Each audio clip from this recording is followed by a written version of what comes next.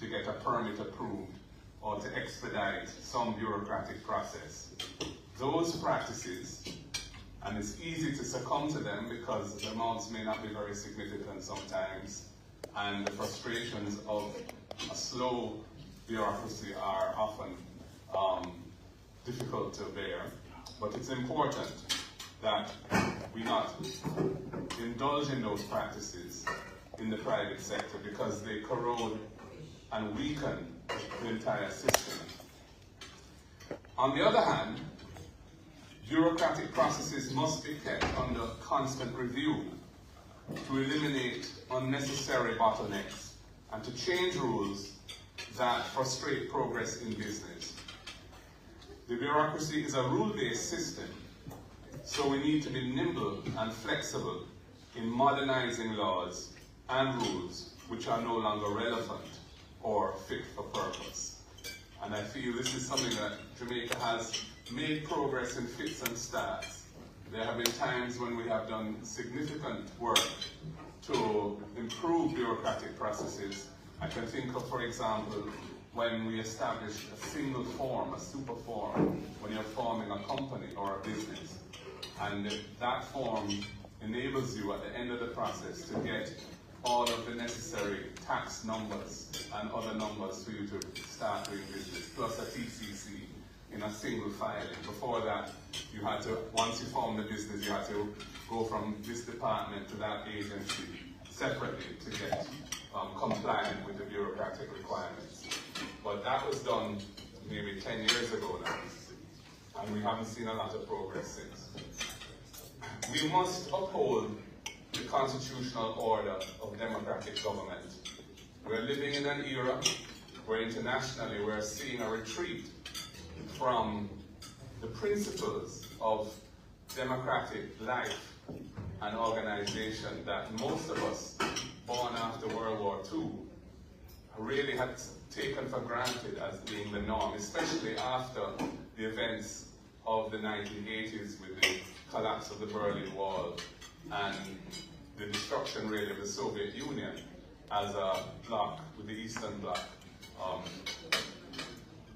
We are seeing now all over the world new regimes, regimes emerging that are less concerned about basic rights and freedoms, more concerned about the concentration of power and exerting that power for the purposes of expansion and so on, in ways which we associated with the prior era, rather than the era since World War II and the emergence of the United Nations and a rule-based system for managing international affairs.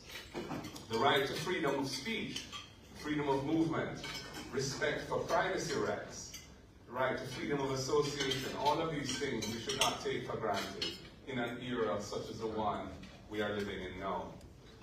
It is not right that people are afraid to speak out because of fear of victimization. And this applies in Jamaica too, where I find even in the business community, people are not really often willing to say what they know or speak out on issues of public interest because of fear that they may suffer some adverse consequences in their business. We must be courageous in standing up against these intrusions on our democratic way of life.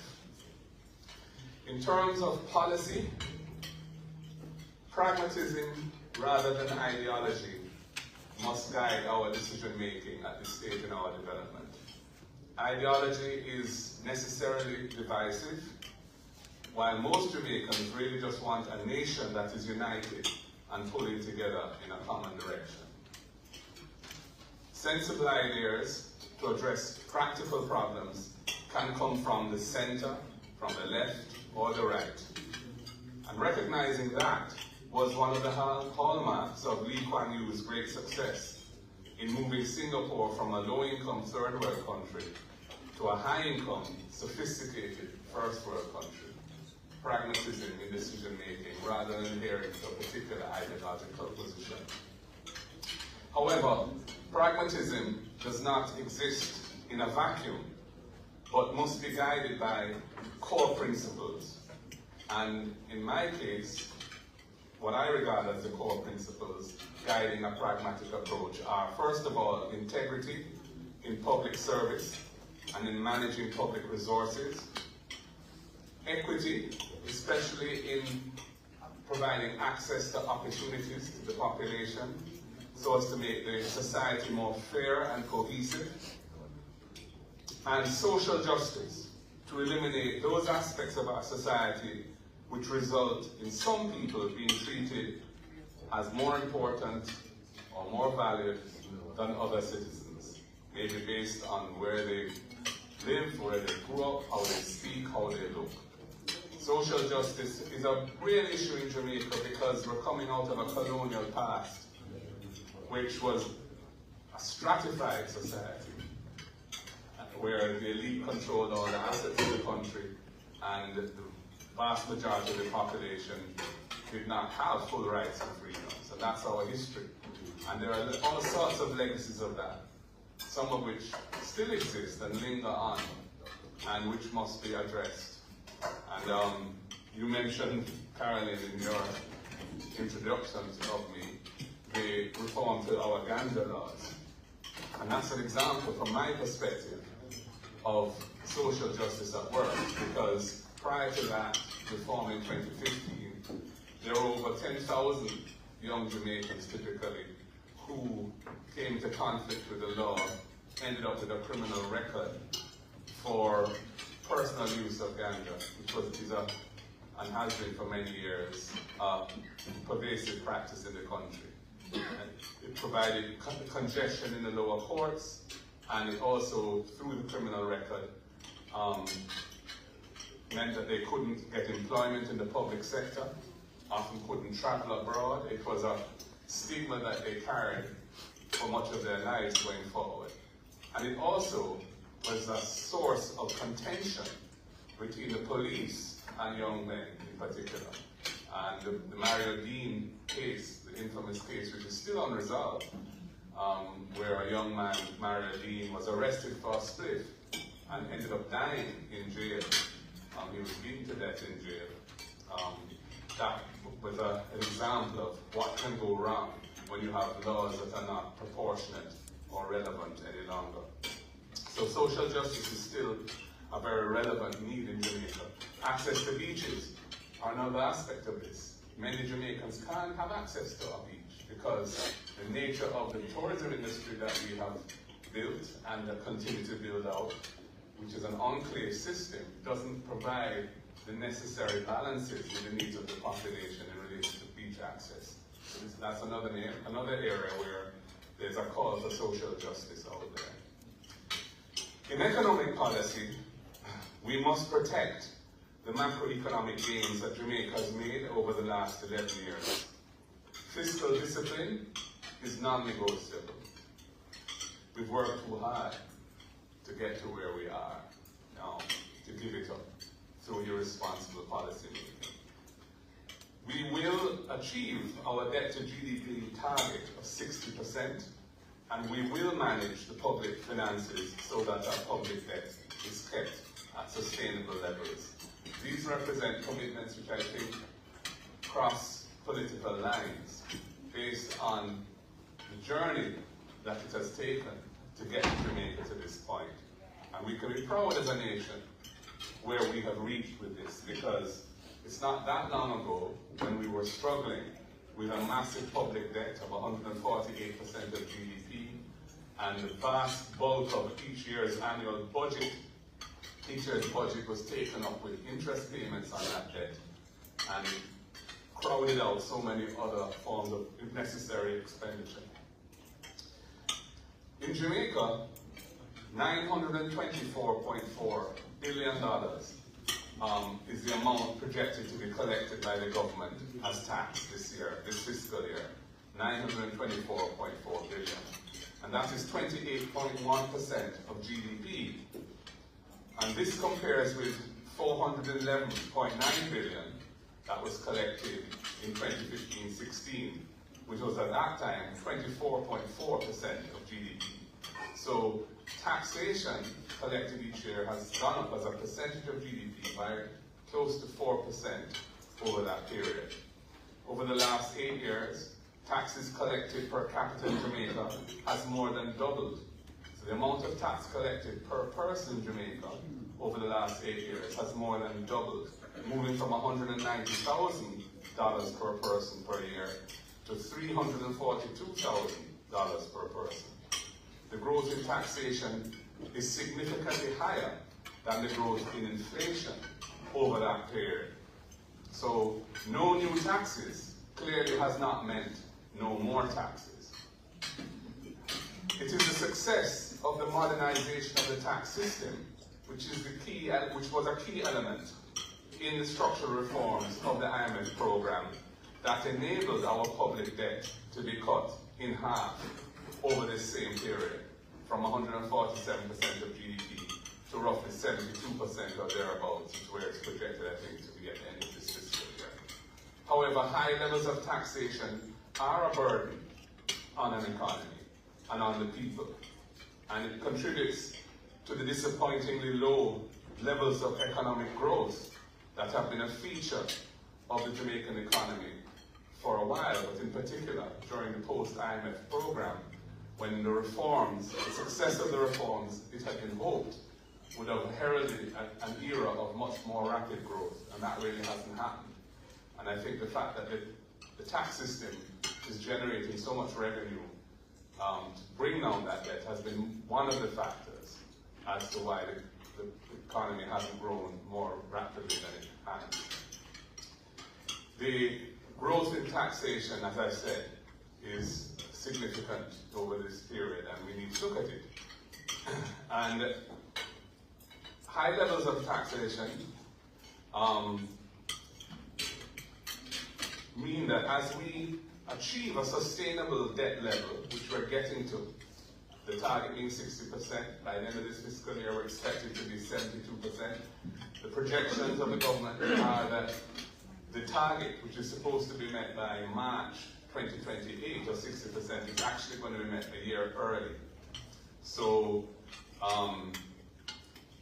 that creates a new paradigm, I would say, because as we achieve sustainable debt levels, the opportunity for growth-inducing tax reforms once again emerges. And the point there is this: when you have high levels of debt, the fiscal effort to bring it down in a relatively short space of time has necessitated the kind of tax cake that we've had.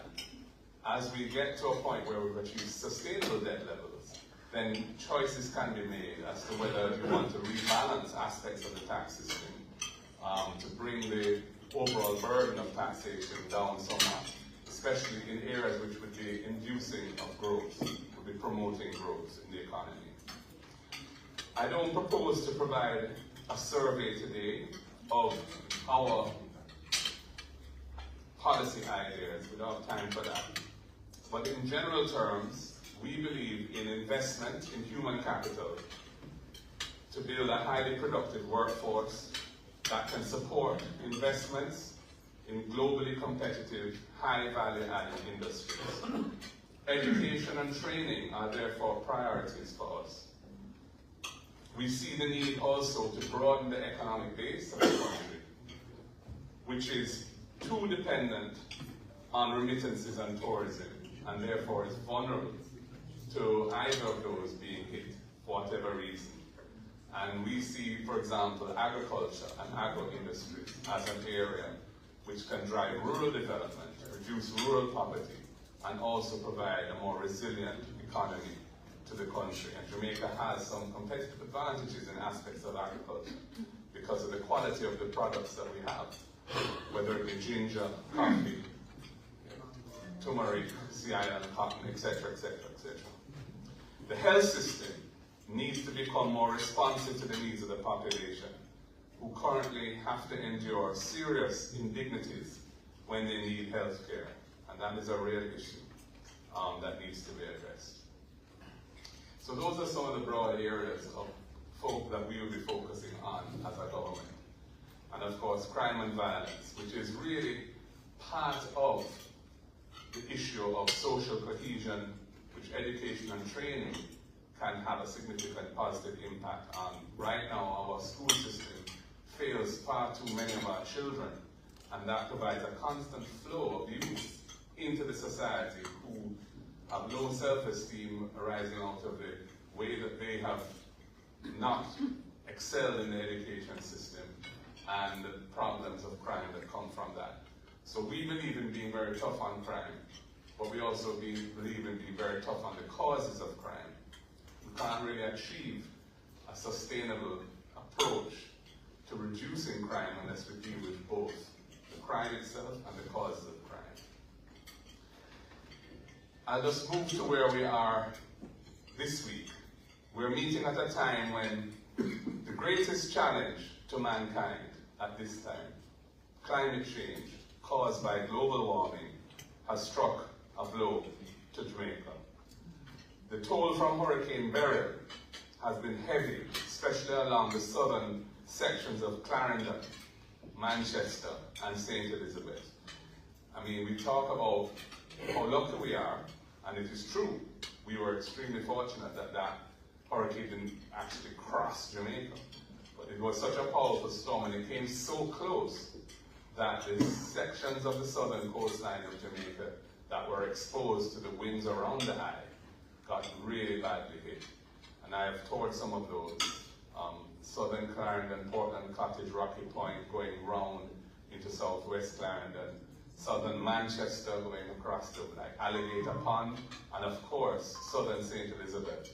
That is really a continuum of destruction that, unless you go there, you won't recognize the scale of it. It is quite significant. It is really more than significant. It is remarkable. And of course, the resilience of our people will be tested, but I know we will pass the test because Jamaicans are such a powerful people, especially when we pull together through adversity. Many homes are damaged, some completely destroyed. The electricity transmission and distribution infrastructure has been severely disrupted. A massive and prompt response is needed to address people's urgent needs. Hurricane Beryl has been a wake-up call as to our vulnerability to the impacts of global warming. The government had established a multi-layered arrangement to help fund the restoration efforts from natural disasters, especially hurricanes. And we've been told that $4.5 billion has been set aside from two funds that have been established. One is a contingency fund, and a more recent one, which is a disaster risk mitigation fund or something of that nature. Then there's another layer, which is the CRIF, which is the regional insurance arrangement, an insurance program that was established about 20 years ago after Jamaica's advocacy for the need for such a thing, because recognizing that countries, small island states, when hit by a hurricane, often can't afford to take on debt to address the restoration from the damage. And I want to salute Omar Davis, who was very involved in the advocacy for the need for that insurance arrangement, which is called CRIF. And that is going to yield another $2.5 billion, we've been told, towards Hurricane Beryl restoration. So we have $7 billion that is available without requiring borrowing, and that's good.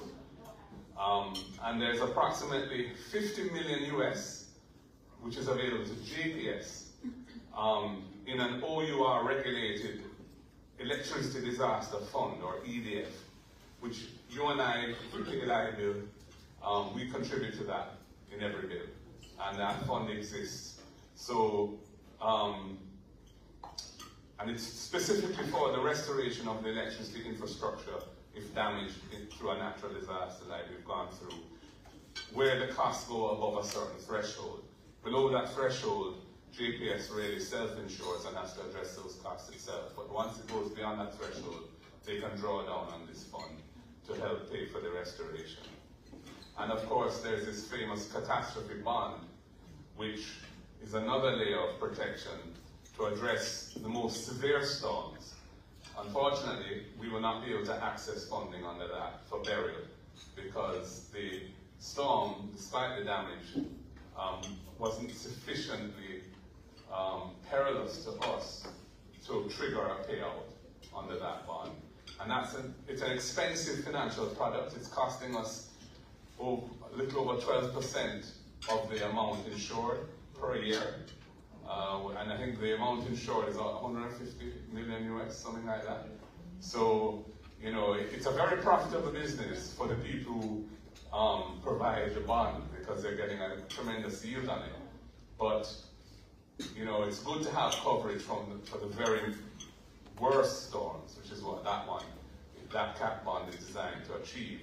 But on the other hand, when you have a bad leak like we have suffered and you can't draw down on it, it's you know, it will be questioned as to whether it's worth the expenditure.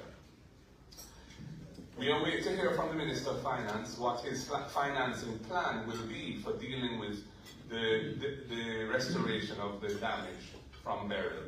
We are at the early stages of what is projected to be a very busy hurricane season. This storm hit on the 3rd, I think, of July. And we know that hurricane season now goes all the way to November. So we don't know what we could be looking at in terms of future events in the next few months. And that, no doubt, will have to exercise his mind as to what extent he uses the resources that he has to fix this storm, as opposed to keeping something in the kitty, so to speak, for what may come later in the season. And we look forward to hearing from him as to how he plans to balance that. The Prime Minister told Parliament on Tuesday that the preliminary estimate of damage to main roads alone, and main roads are just 20% of the road network. Most of the roads are parochial roads or farm roads. But main roads, the damage to main roads is estimated preliminarily at being a bit over $10 billion. So that's a very large sum.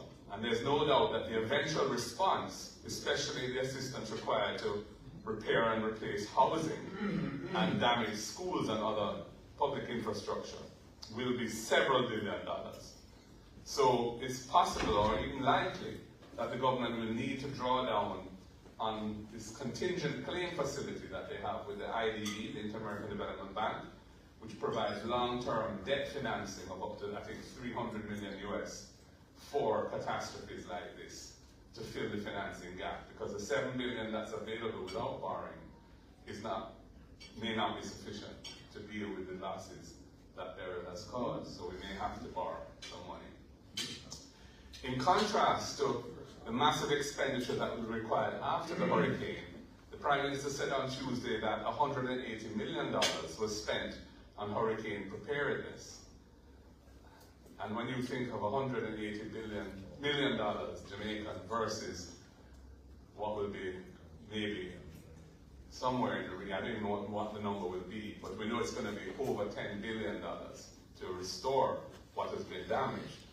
I believe that we have to shift the balance more towards building greater resilience in advance of these events and not rely entirely or so heavily on after-the-fact financial instruments. Damage can be minimized or avoided altogether if more attention is given to proactive maintenance rather than waiting to respond until after the damage from a natural disaster has occurred, when lives are severely affected and the economy is disrupted. I think we need to look at the balance of how we do this, because the focus has been on providing sources of financing to deal with the effects of an event, rather than trying to minimize what will happen if an event occurs by being proactive and making the necessary investments in advance. Many drains and gullies in Jamaica are in need of cleaning or repair, or in some cases, redesign and rebuilding. River training is required in some known flood-prone areas as well. The neglect in these areas is irrefutable. I have visited Sandy Gully, I have visited tributaries to the Sandy Gully, right behind Mustard Seed community, where last year in November, the gully wall collapsed into the gully. Nothing was done about it. The result of the debris being in the gully is that the flow of water is blocked and it just spills into the adjoining communities. It's eating away the banks, undermining Mustard Seed itself. But on the other side, there's a community that is was badly flooded as a result of this. And that's from last November, and nothing was done. In Sandy Gully, there's a section in Sandy Gully wall which has collapsed, which is needs to be repaired. A major sewage line, a 1-foot sewage pipe has been cut, and raw sewage is going into the Sandy Gully and flowing all the way down into Hunts Bay. And that's been going on since last year, November as well. So these are the kind of things that we need to, I think, address more proactively. The fragility of the JPS transmission and distribution infrastructure has been exposed by Beryl. When you travel around, you see poles on the ground. Sometimes, some of them are concrete poles that have been snapped. Some of them, there are no trees that have pushed them over. It's clear that they weren't adequately anchored to be. So the whole question of the resilience of the JPS infrastructure going forward needs to be addressed. And I hope as they deal with the restoration work that they will bear in mind the need to make their pole system more resilient. In today's Gleaner, there's talk about putting the power lines underground, but they make the point that it's some 10 times more expensive to do that than have the pole system. I'm not sure we'll be able to go underground across Jamaica fully, but we need to look at how best to make the JPS infrastructure more resilient as well. The point I'm making really is that capital expenditure on building resilience for our key infrastructure is an investment which will reduce future losses. It is better to finance more upfront to build resilience and reduce the scale of losses from an event than to rely overwhelmingly on financing the response to the disaster caused after the event occurs. If you're going to have to borrow, you may as well borrow up front in a managed way to reduce your exposure to losses and do the necessary works that need to be done, rather than wait for the event to happen. Lives are disrupted, the economy is disrupted, and you're borrowing funds to address that. In the meantime, over a week has passed since the hurricane. Shelter, water, and food are critical needs in the badly affected areas. People are really suffering. People expect and need to see greater urgency and energy in responding to their plight. ODPEM, I'm sad to say, is a mere shadow of its former self. It has become too dominated by the political directorate rather than disaster management professionals, which is what we were accustomed to in past periods of time. The JDF needs to be mobilized to help in the reconstruction effort, and the churches and charities can be brought into the process of distributing benefits to minimize any political biases on the ground, which are a real fear among people on the ground based on their experience over time.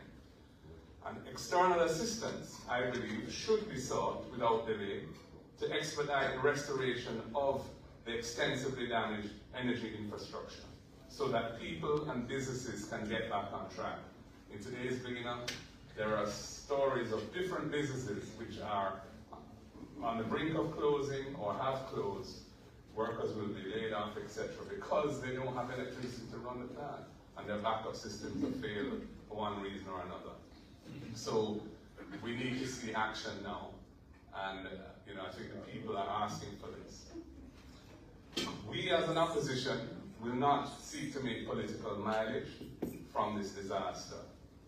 On the other hand, people rightly expect us to advocate on their behalf where things are not as they should be, and we will try to find the appropriate balance in playing that role.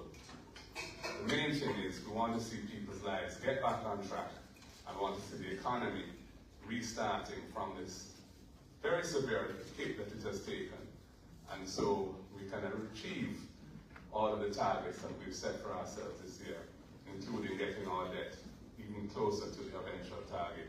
Ladies and gentlemen, those are the thoughts I wanted to share with you on what I see about governance, what I think should be the approach to dealing with the economic issues in terms of principle, and the situation relating to how we deal with disasters going forward. I thank you very much for listening and for inviting me to speak with you.